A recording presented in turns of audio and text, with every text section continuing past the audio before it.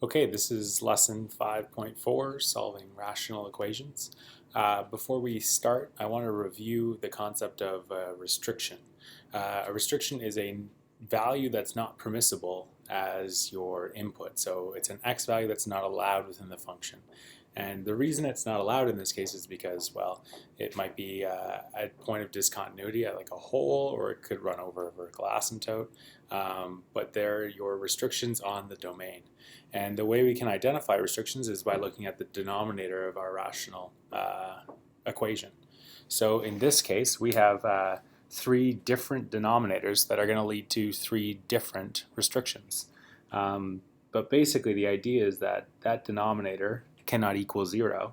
And to find your restriction, basically you're taking that denominator and saying that it can't be 0 and then isolating for x.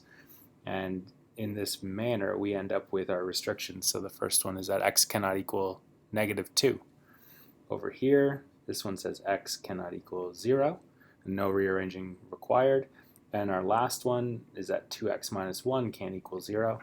And with a little bit of rearranging, we find out that x cannot be equal to a half. So it's common practice to, at the end of our equations, list our restrictions on x. So we would say that x cannot equal, and since we have more than one number, we have a set. And from left to right on the number line, we have -2, 0, and 1/2. And those are our restrictions on x. And it's good practice to list your restrictions when you're looking at a rational equation. So how to solve a rational equation? Well, we have to first review what solving means. Solving means that you're finding a value of x that makes both sides of the equation equal. And in many cases, there might be more than one value of x that makes that true. And we'll look at an example where that is the case. On a graph, it's where you would have both sides of an equation intersecting. So in our first example here, if we were to graph this left side, we would have a rational function. And if we were to graph the right side, we'd have a horizontal line through y equals 0.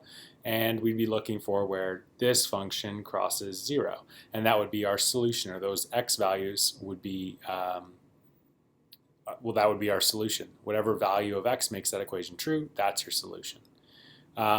Algebraically, there's a process that you can follow every time, and you will end up with the roots of your equation. But there are many different ways to solve rational equations, and as long as you're not violating the rules of algebra, you can use any method you want. But this method will always work. And the first thing is to find the restrictions. That's not really solving, but that tells you that if you end up with an x value that's a restriction, you know that that's not one of the answers. The second step is to take all your terms and shift them to one side.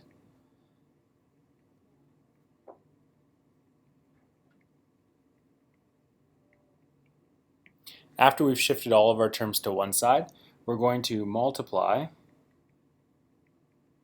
all terms by the lowest common denominator.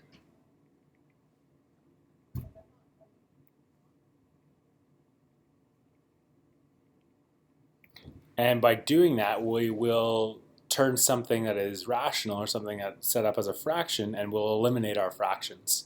So we'll just be working with a polynomial at that point. Then we'll simplify by collecting like terms, and then solve for x. And depending on what type of polynomial, we might have to use various different strategies. If we end up with a line, well, we can just directly solve for x. If we end up with a quadratic, we might have to factor.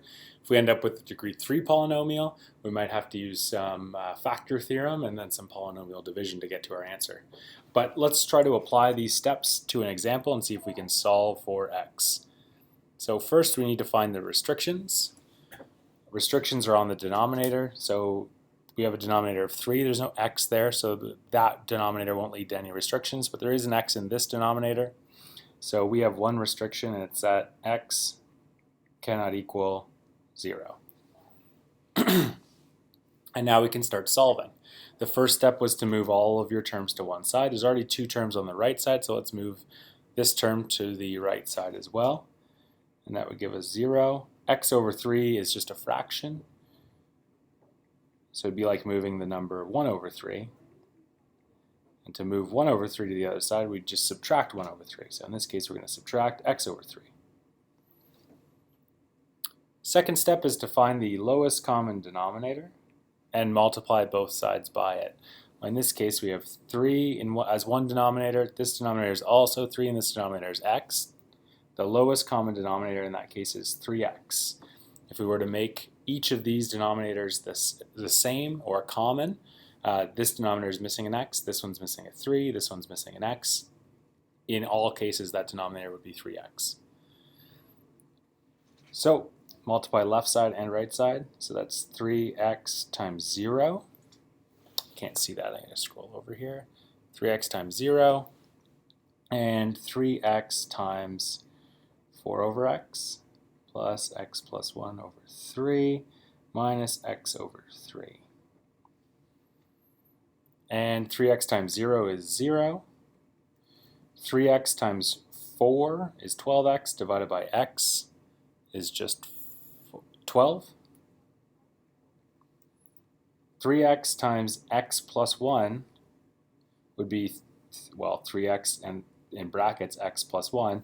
Now when you're multiplying by a fraction, you can do division first. So in this case, let's do 3x divided by 3, which gives us x, and then we can do x times x plus 1, and that might look a little bit better. X times x plus 1, and then 3x times negative x would be negative 3x squared divided by 3 would just be negative x squared. So we've used the distributive property to distribute that 3x to 3 different terms, and we have 3 different products. And now we don't have any fractions. So now we can start to directly solve for x. And to do that, we need to first simplify by expanding. Plus x times x is x squared, x times 1 is 1x, minus x squared. Collect your like terms. Plus x squared minus x squared is 0, so we've got 12 and plus x. And to isolate for x, we need to subtract 12 from both sides. And there's our solution. X equals negative 12.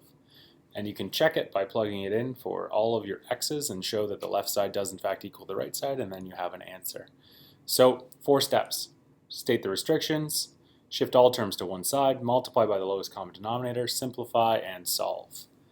There are 2 practice examples on the next page in your lessons package. I'd like you to try both of those and then check those answers on the course website. There's going to be a second video which is going to do the challenging example at the bottom of the page. If you want to try that on your own first, go for it, and then you can check your answer. If you got it right, you may not have to watch the video. If you didn't get it right, then I would suggest watching the video and watching the process. Thanks for watching, and I'll see you in part 2.